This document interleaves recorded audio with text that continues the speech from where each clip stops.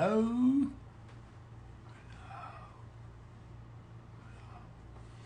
We're back. Let me see.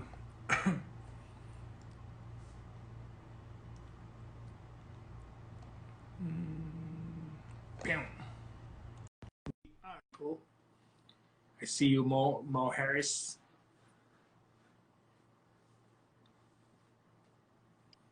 We're back. We're back. I already forgot. Oh no, we were talking about the all the energy levels, and so that's basically how you decided to change and go for the healthy habits.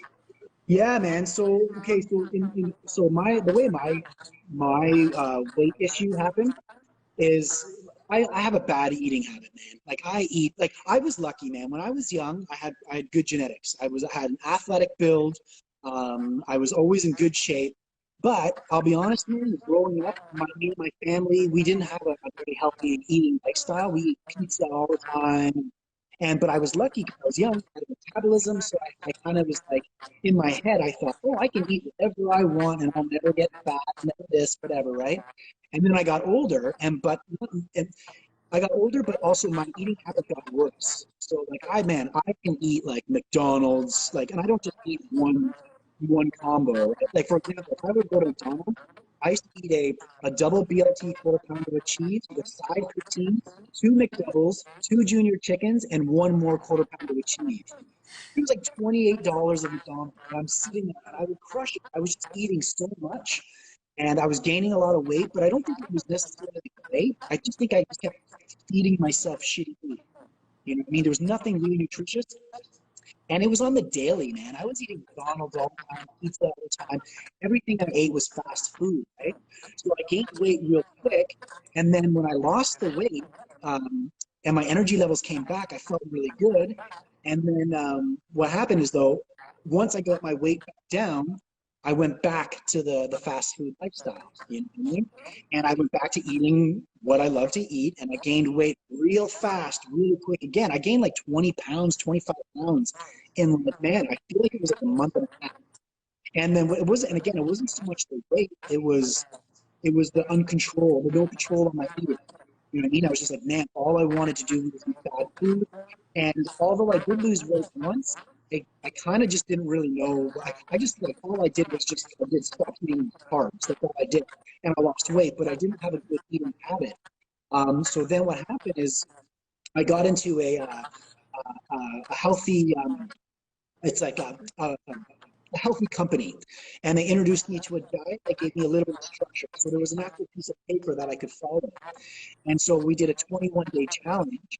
And I was like, you know what, Zach? I mean, I need to really stick to this. I'm gonna try my best. I was doing it with a bunch of friends, and I got to the 21 days, but I knew I was like, man, when I get to 21 days, I'm not stopping because I knew what happened to me. Right? And again, it wasn't so much the weight; it was mentally the loss of control for eating. Like, dude, I used to drive to McDonald's and be like, say out loud, Zach, you don't need McDonald's. Like, stop. But like, there was no control. My brain said no, but my body was like, yeah, man, let's eat. And, and then I would get to the drive-through and I would look at the menu and be like, okay, Zach, make a healthy choice, make a healthy choice. And I wanted to say like, give me a chicken wrap, but no, man, my body would just be like, burgers and fries and I kept doing it. So when I did the 21-day challenge, when I got to the 21 days, I was like, no, man, I'm not going to stop. I'm going to keep going because I remember how good I felt. And I started to feel better in the 21 days. So at the 21 days, all my friends were like, hey, let's go for Chinese food. Let's celebrate. And I was like, no, I'm not going to. Like, I'm going to stick to it. And I started doing a lot more eating, taking vitamins. I started going to the gym more. And I started to notice that the gym, I didn't hate the gym as much. Like I found like I would be at the studio and my body would be like, hey, let's go to the gym. And I'd be like, whoa, that's weird. Like I want to work out. So I started working out. And then that's how the no days off thing came in, man. And then August kicked in. And I was just like, once I hit a week, and man, like I said, nobody, like I told you earlier, it took me years to get to 1 week. So once I got to that week, man, I was like, I'm never going back to the way I used to be. Because man, I wasn't happy when I was eating all that food. I didn't feel comfortable. I didn't feel confident. I was always tired. I felt like even when I was working, I couldn't remember the orders the same. I was bloated all the time. I had to drink Red Bull to help, which was weird because it did for some reason. But and then I was just like, no, man, I'm gonna stick to it. And then I stuck to it, and it's like anything, man. It's just like flair, right? The gym is practice, the diet is practice. You get better at it all the time, and you don't have to be at it 100%. You know what I mean? Like the whole no days off for me was just like a streak. But like if when people try and tell me they want to do the no days off challenge, I'm like, listen, you don't have to work out every day if you don't want, but it's about just being more consistent on doing what's actually right for yourself and being honest with yourself. Because like being honest with yourself for me was the most difficult. You know, I would always make excuses, you know. But when you sit down and you go, okay, if I eat this food, how am I going to feel tomorrow? What is it going to do for my goal? And when you actually answer honestly, you kind of go, oh, right. And it makes it easier to skip the process, in my opinion, right? So when I decided to stick to it, man, honestly, I'm happy. To be honest, I'm happy that I lost the weight, but I'm also happy that I gained it back because it made me realize what the problem for me was, and it was the way I eat.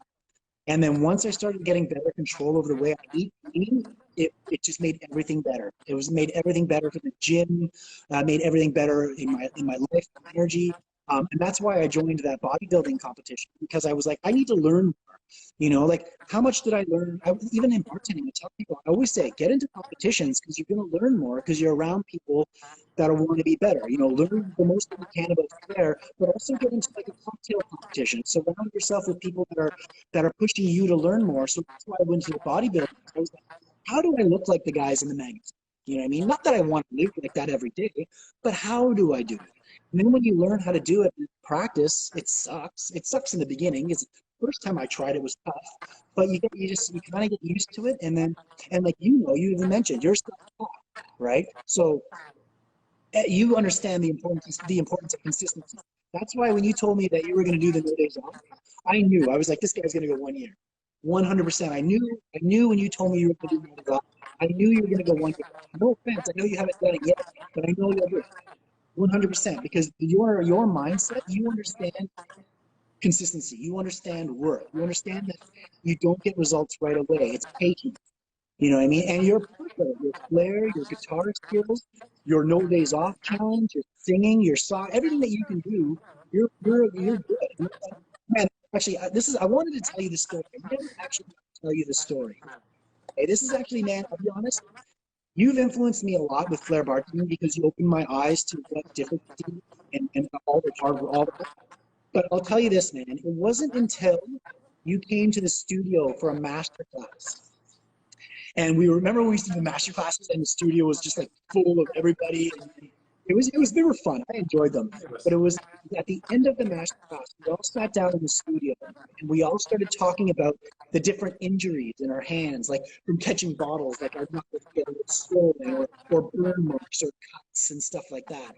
And I remember we all were looking at our hands and we were like, whatever, whatever.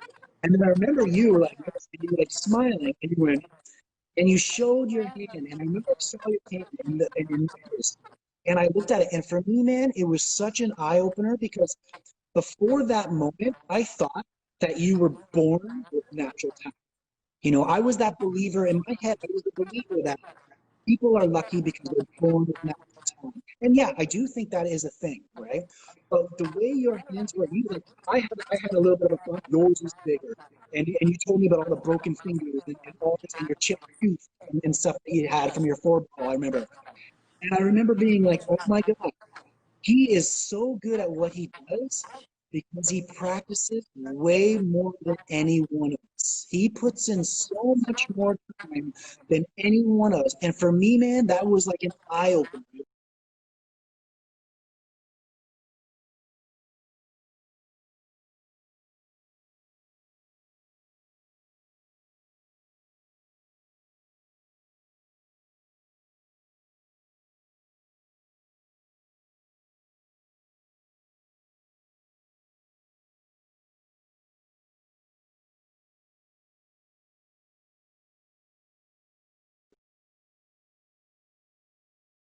Biggest game changer for me that you've had. Like, not only did you influence me with the flair bartending, but to actually understand that it was hard work that you put into it. It was just like, for me, I went, wow, that's what it was about. He invested the time and he practiced it.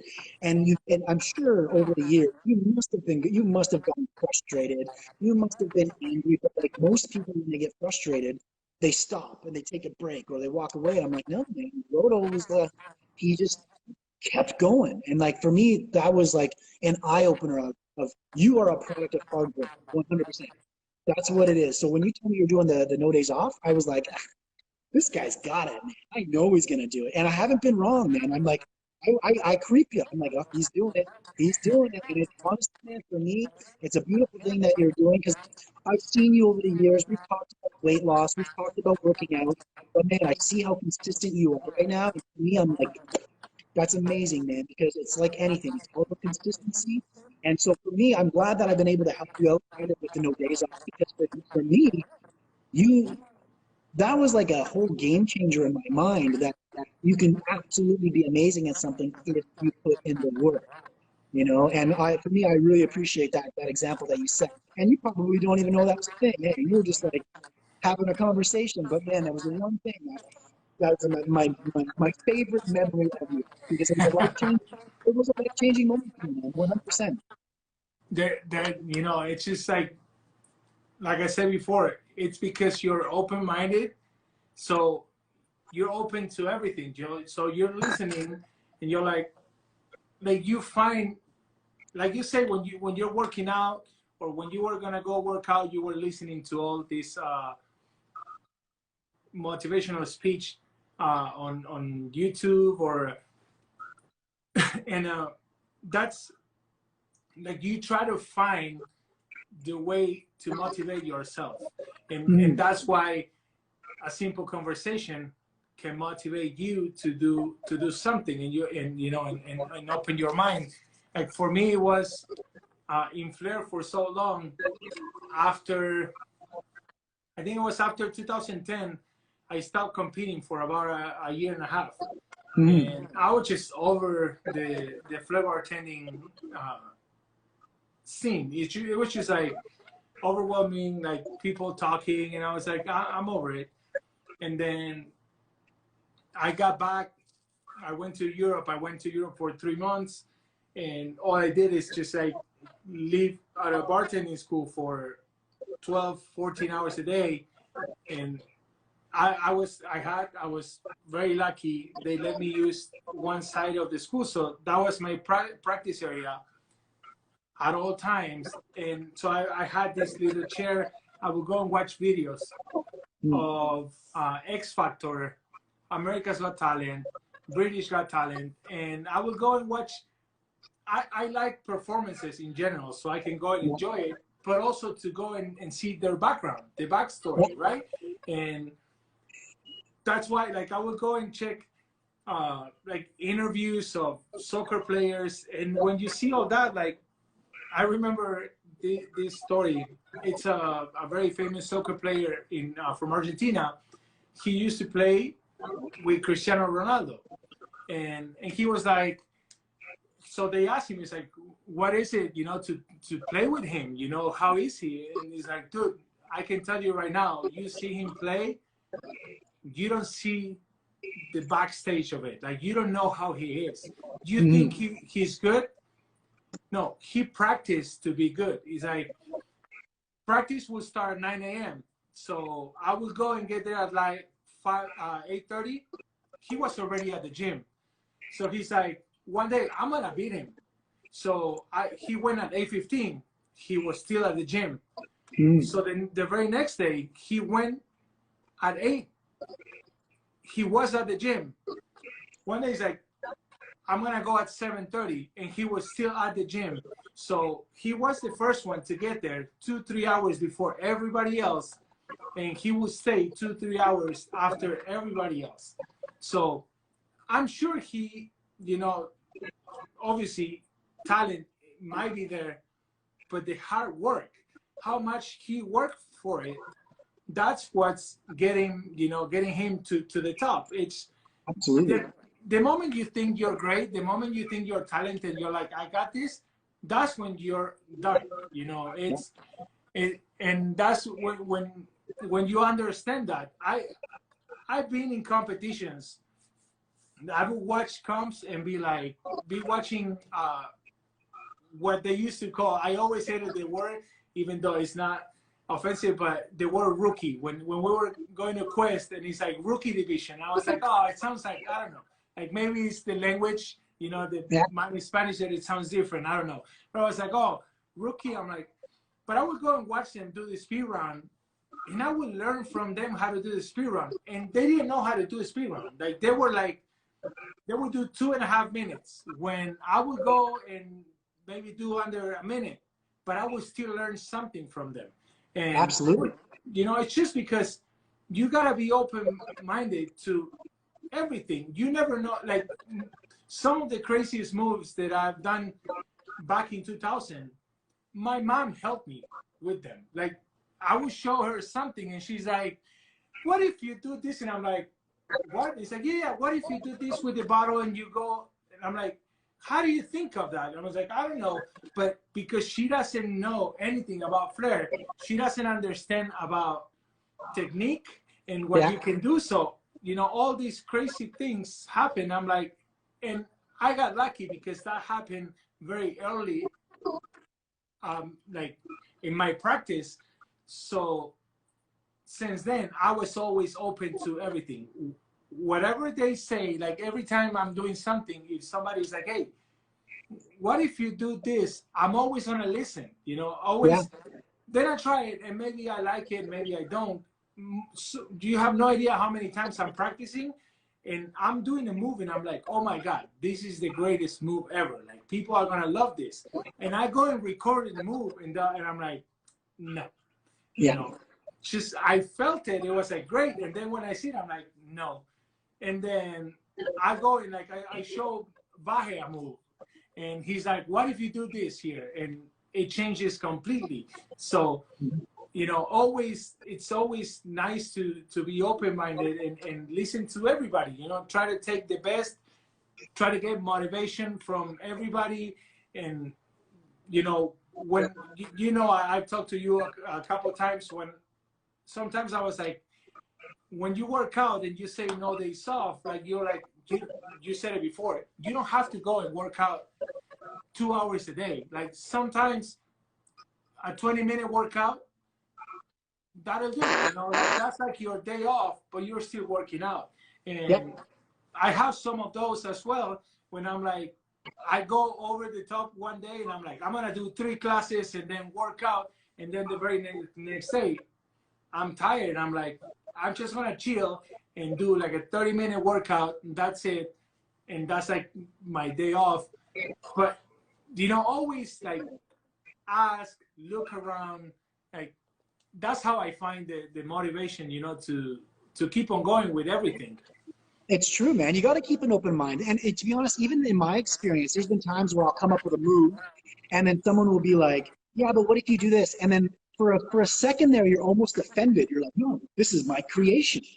But if you keep an open mind, because normally when people are suggesting something, it's not like they're like, "Yeah, but it would look better." It's just a suggestion, and sometimes it's a good, just like you said, sometimes you like it and sometimes you don't. But at least it's something that you didn't think about, and it definitely opens it up, right? You say, "Oh, okay, I didn't think about it like that," and it's a great way to do it. And I think that with the No Days Off challenge, with having like those. Like a lot of people ask me, like, well, what about recovery days? You know, like you don't have, isn't it good to recover? I'm like, if I go in on a Friday and I do a heavy leg day and my legs are in pain, I'm not going to do legs on the next day. I'll do something in my arms or my chest. Or it's just about constantly just going in there and focusing a little bit on yourself. You know what I mean? In fact, what I want to start doing when the gyms start opening up, I want to start doing more yoga. I got to get some more flexibility because I'm not sure if you've ever tried yoga, man, but that is hard, man. Like, I want it's to. next level, you know? Even meditation, man. I want to start getting into meditation. I look at a lot of really successful people and they meditate. You know, they relax their thoughts. It's just, I think it's just a good way to build a relationship with your body because it's important. And you can probably tell now with all this exercise and stuff that you're doing, how many times are you like sitting there and all of a sudden your body just goes, "Hey man, let's go for a workout." and you just go, oh wow, okay, let's do it. Like it's where, like, when, at least for me, when I was at my emotionally healthy, I didn't want to go to the gym, man. Like, I never wanted to go to the gym. And even when I went to the gym, I was like, I'm at the gym. But now it's just like my body will just kind of remind me that, hey, let's go. Let's. And I find, to be honest, man, I think I think that's also something that comes from consistency. Like, I remember even when I used to practice flare a lot, it was the same idea. Like, when I was more practicing more, there'd be times I'm on the computer editing, and all of a sudden I would just have an urge, just a little bit of an urge to go, hey man, let's have a flip, you know? And then if I don't practice as much, then I don't have that urge as much, if that makes any sense. Yeah. But yeah, it's being open-minded, man, is such a huge thing, in my opinion, in anything, right? Especially if you want to be at somebody at your level, man. Like, it's good to hear people's thoughts. It's good to hear people's opinions, you know, because it helps you grow. Because if you shut down to everybody's thoughts or opinions, or you don't go anywhere. You know what I mean? You just kind of, you're only doing your own thing. Yeah. Do you know what opened my mind a little bit more when it comes to creating a move? Like you were saying, you know, that when somebody's like, what if you do this? And you kind of like, for a second, you're like, whoa, whoa, you know, it's my move. And I relate that to music. So Yeah. everybody, when they write a song, they have a demo, and then with a team, they work on it. And when you see the final product, it's most of the times it's completely different to the original song, right? So when you take a flare move, if instead of, you know, getting offended and be like, whoa, whoa, that's my move, this is how I'm gonna do it, if you listen to the people around, like, the good thing is to have people around you that they're not gonna be always like, if you're like, oh, this is what I want to do, yeah, it's great, it's great, and they always say it's great. Like, you need the people that tells you how they feel, you know. And Yeah. if they think it sucks, then they gotta tell you, I think it sucks, man. Like, and I was doing another chat a couple of weeks back, and they asked me that. They're like, do you think that flare bartending would be good if you have a team behind the flare bartender? And I say, I think that we all do, you know, like, in one way or another, we all have a team behind, even though it's not official, we do. There's always somebody that you're gonna go and rely on and be like, hey, what do you think about this move? And like, for example, for me, every time I create a move, every time I come out with something, I send it to Vahe, I send it to Benam, and I'm like, what do you guys think? And they're like, yeah, just leave it like that, or why don't you do this? Or there's always, you know, they're never gonna be like, yes, yes, yes, yes. And that's what helps me, you know, to get better. You know, I might have the original idea, but when I end up doing it, something completely different. And it's because the people around you. So you know, you always have to have an open mind. With, you know, working out is the same thing. Like, sometimes I'm posting videos and I get a lot. They're like, you know, you're doing the push-ups wrong, or you're doing it wrong. Don't take it in the wrong way. I was like, by all means, if you ever see something that I'm doing wrong, please let me know, because I never worked out with a personal trainer. So maybe a lot of things that I'm doing them wrong. So feel free to let me know. You know, I don't get offended. Also, it's, you know, the delivery. Sometimes people, you know, if you go and tell somebody, oh, that's shit, then they're like, whoa, you know. But if you go and try to explain in a nice way, the approach it's a lot too, but always open-minded, you know. 100%, man. I'm the same, man. I get people that reach out to me and they're like, yeah, man, you would get better results if you do it like this. And like, I'm not a professional at working out, man. I just go and lift weights. I focus on the movements. Sometimes I watch tutorials and I watched Instagram videos and I kind of get an idea. But yeah, open-minded, man. Especially if you're self-taught like what you are. It's good to get people's opinions, especially people that have experience. It's also funny though, because you'll also have people with no experience giving you their input, you know, and you get the negative input sometimes. Sometimes people just like, they say stupid things. And for me, if it happens, I smile and go, yeah, man, like, it's okay. You know what I mean? Like, Thank you for your input. I appreciate it. You know, it's better not to get caught up in someone's negative opinion anyways, right?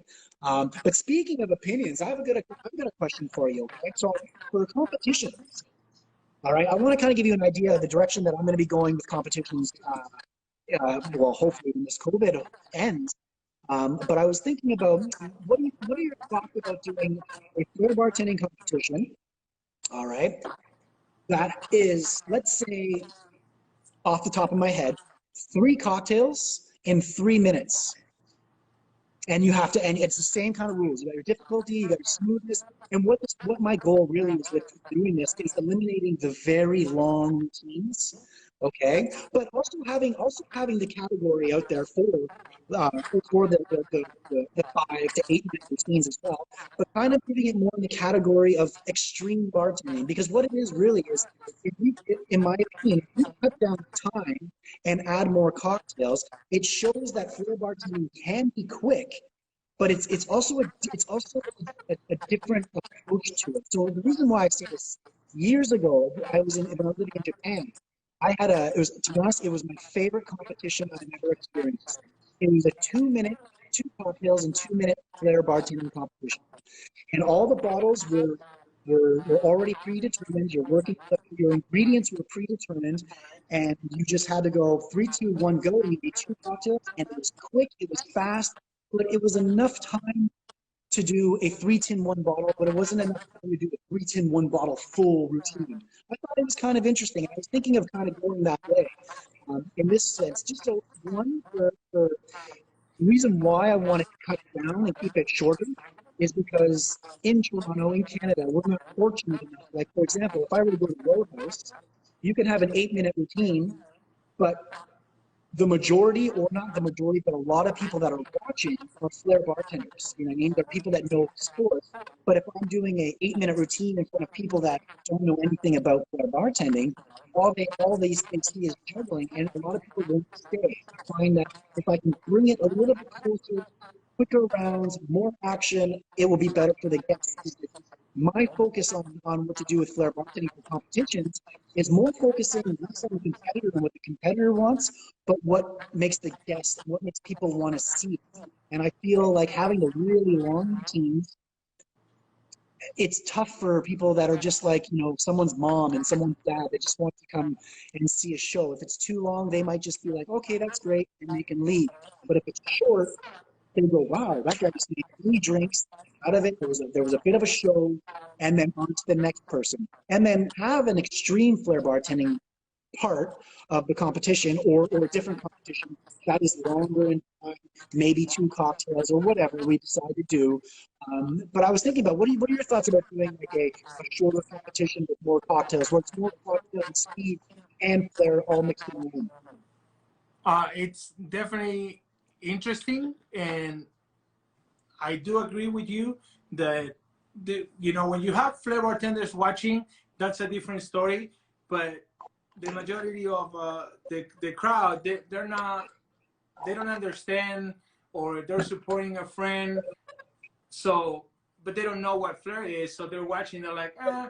And after like 5, 6 minutes, you know, 8 minutes, a row house, 7 minutes, Fleming, they're like, ah. Like, I watched 2, and I'm like, oh, okay, same thing, you know, over and over. So 3 minutes with 3 cocktails, I think it's interesting. And the only thing with what you're saying, I would maybe take, especially if you're gonna have then the extreme bartending, and you go, okay, now you have more time, go crazy, then might take the difficulty out of the 3 minutes, just because if you look at all the competitions, like America's Got Talent, like every Got Talent, and X Factor, American Idol, they're all 90 seconds, you know. So they give you 90 seconds, and then when they move on, I think you have like 2 to 3 minutes. So they never go over 3 minutes. There must be a reason why they do that. You know, they know, obviously they study, you know, how, like, what people watch and for how long. So if you do like 3 minutes, 3 cocktails, I think it's great. Even if you limit, which the last nations, the last nations I competed here in Vegas in 2010, they had this category. There was the open one, which will be kind of like the extreme, and then the two objects. Excuse me. And I thought that was great because if you do like a limited, either two objects max or three objects max, I think it's gonna be great too because it's gonna be more of a show. Because what the more objects, most of the time, you start losing the smoothness, the composure, and you can show like the top bartenders, they can still show their style, like Stifa and Denis Trifonov, Luca, Marek, but when you have bottle team or you have two, three objects, you really show your style and your entertaining side. You know, you can play around a little bit more. So I agree. if you have 3 minutes, three cocktails, and you do like 3 minutes, three cocktails, three objects max, and you know, I think you can get a better result for the general crowd. They can be more entertained.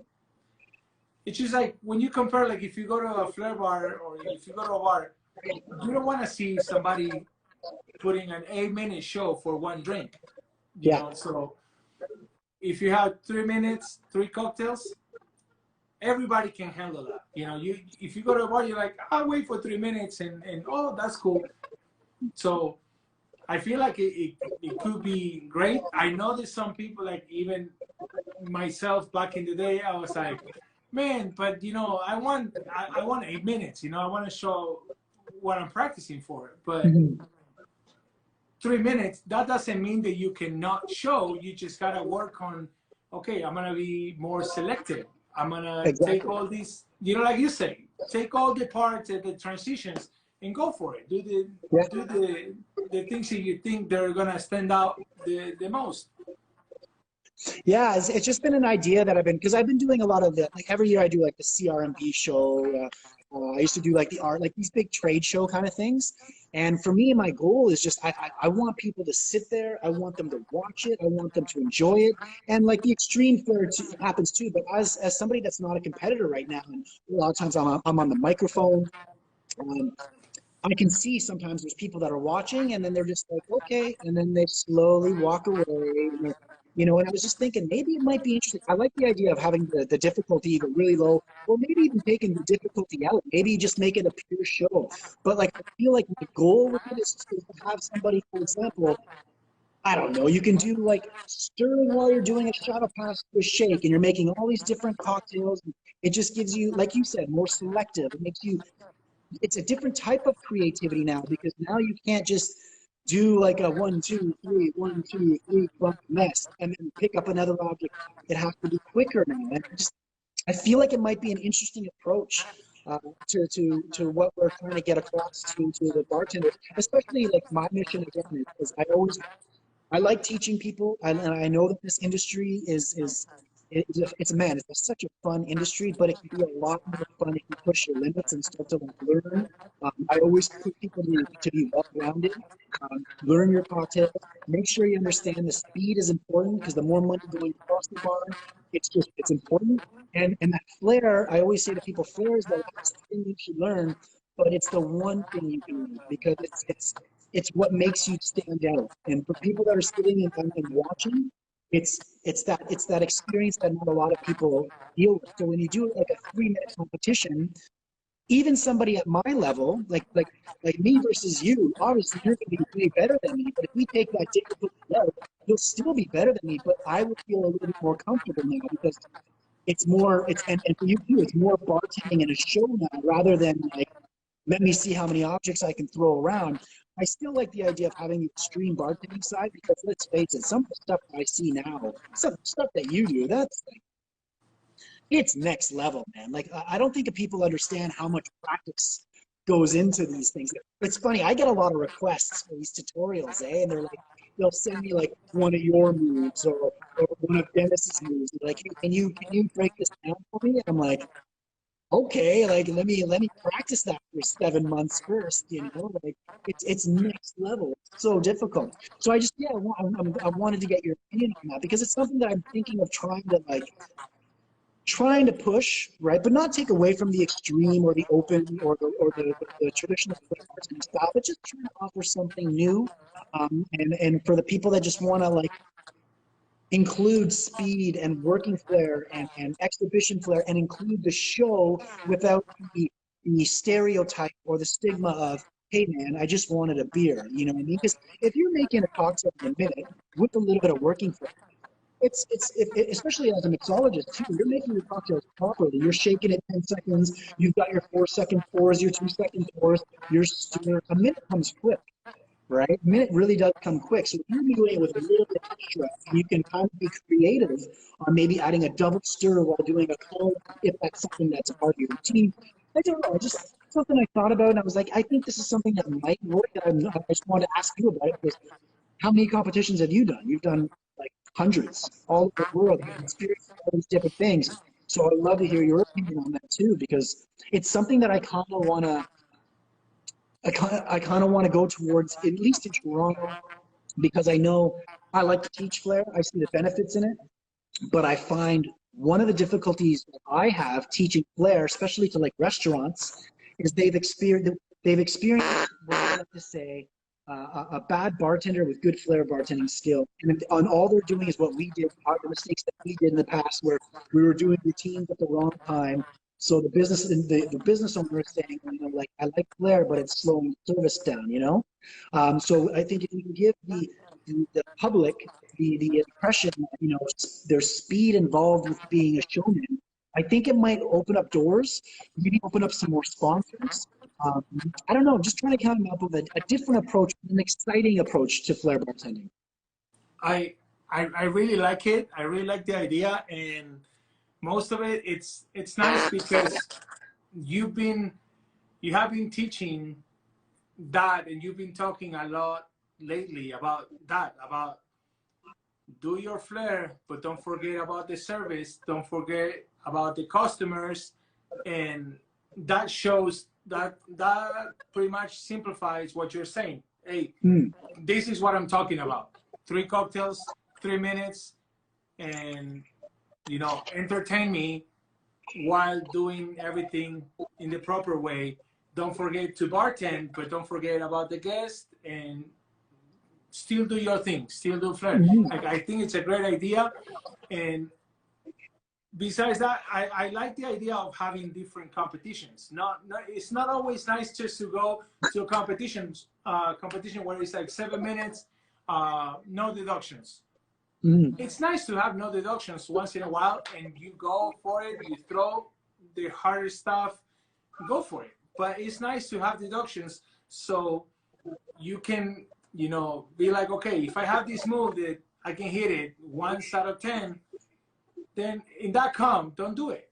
Just take it out because you have the deductions. So do a clean show, a cleaner show, obviously to play with the rules if you want to win, but for the crowd, it's when you're working behind the bar, again, you see that it doesn't matter how, how many times, this is a funny story. I used to work at the Rio. You saw me working at the Rio. Yeah. That was my second time. The first time was in 2003. We just got here, and we're all about, like I can do 3 bottles, 4 bottles, and the whole pour, and then see me flaring. And we were putting shows. I was working with Adriano and Jenny from Argentina too. She was really good, and we would go and do the show, and she would do a little bit of 3 bottles, but we would go off with 3 and 4 with Adriano, 4, 1 on the head, and then at the end she would grab the toothpick, the cherry, boom. Every single comment at the bar, they were like, guys, you guys were great, 3, 4 bottles, but have you seen what she just did? Yeah. I was like, yeah. I was like, just because you have multiple objects doesn't mean, it's better. So working time, like in this time right now, 2020, it doesn't, it's nice to have, I love flares and I love difficulty. So I love seeing all these like this kid, Eric, 20 years old, and he's doing 18s in a bottle. I'm like, what? Like, insane. But it is nice to see, you know, what you do behind the bar and what you do for the customer, not only for you. It's nice. Always do whatever you do it because you believe in. Like, that's your style, you know. But don't forget about the customer and the 3 minutes, three cocktails. I think it's a great idea. And I like what you said about having different competitions. Like I remember watching Legends, and there was like the working flare, there was the speed round, there was the tandem flare, there was like the regular style competition flare bartending routines. And I like that idea. And I think with what I would like to do with the CRMB show is offer different styles of competitions. But it's also, I feel like for somebody who is always doing the 8-minute routines, I feel like maybe if they would do like a 3-minute routine, it's a different type of challenge because they have to hold back and go, okay, what's going to work in this? And I think in the long run, it just makes better bartenders well-rounded anyways. And like if you're like a professional opener or let's say like competition style flair, and you work and it's just, I feel like it's like you can do both, just like they do in Legends. You can pick and choose your rounds. I just think it might be something different. It might be something interesting. And it's funny that you said that about the cherry on the sword. I remember doing an event, and I was partnered up with there was a school in Toronto that used to teach for bartending, and I was doing all my 2-tin 1 bottle. This is when I practiced more and I was more into competitions. And I was doing all my competition style, and this guy just did a 3-tin waterfall. It was the weakest waterfall. It was just 3 of them. And man, people were clapping and taking pictures. And I was just like doing all this difficulty and nobody cared. It was a bit of an eye opener. It's just like that suction for, hey, the Red Bull can. Every bartender, in my opinion, should learn that trick because that's the one trick, in my opinion, that always gets such a positive reaction to people. It's simple, and it's just like what is going on? Most people can't figure it out. It's a secret weapon behind the bar. I find that little trick. Yeah, absolutely. That's and it took me so long to learn that trick. I don't know why. Like it took me a while. And me too. It took me a while to get me too, man. That move done. And as soon as I got it, I was like, and then I was like, okay, cool. Now I'm gonna try to stall the bottle on the can. But yeah, it was like we show it at work. People they're watching it, and we just show them how to do it, and they can't believe how easy it is to do the move. Yeah. So that shows you that simple things are amazing for behind the bar. Absolutely. Every event that I do, man, I'll do that suction pour. And on quiet times, I usually have like sometimes 5-10 people being like, can you teach me that pour? And I'm like, okay. And I get everyone a can, and I give them a little demonstration. And man, it's funny. Like you can have somebody that's like 60 years old, but the minute they land that, you can see their face. They look like a 10-year-old. They're happy. They're like, oh, look what I can do. And they'll know it for the rest of their life. You know, every family gathering, they're going to be the person that's doing this. You know, it's cool. It's such an easy pour, but it works. Right? And that's what I love about flair. That's what I love. That's why I tell people, man, you got to learn how to do it, because if you really want to get the most in this industry, you got to be able to do more than just make drinks. You know, and if you like making drinks, if you like just working in the bar, that's fine, no problem. But if you want to be an ambassador, or if you want to be like, I don't know, open up your own business or work at a flair bar or competitions, you got to put the time in, you got to practice, you got to be patient, you got to be consistent, and it works 100%. Yeah, that's true. Well, we're getting close to the second hour, and I have to. I'm gonna have to go. We're gonna have a meeting at work. Yeah, no problem. I got to work out, and I got videos to make. Hey. Nice. But it was great to talk to you. We haven't talked in a while, so thank you very much for your time. No problem, man. I had Hopefully a we can blast, do man. this soon. Honestly, man, great seeing you, dude. Keep it up, man. I can't. 365 ain't coming. It's gonna be real quick, man. I can't wait to see it, buddy. I can't wait. I'm excited. All right, brother. Keep it up, dude. You're killing it. I love it. Be good. Be Thank you safe, very much. man. You too, brother. Take care. Cheers. Bye bye.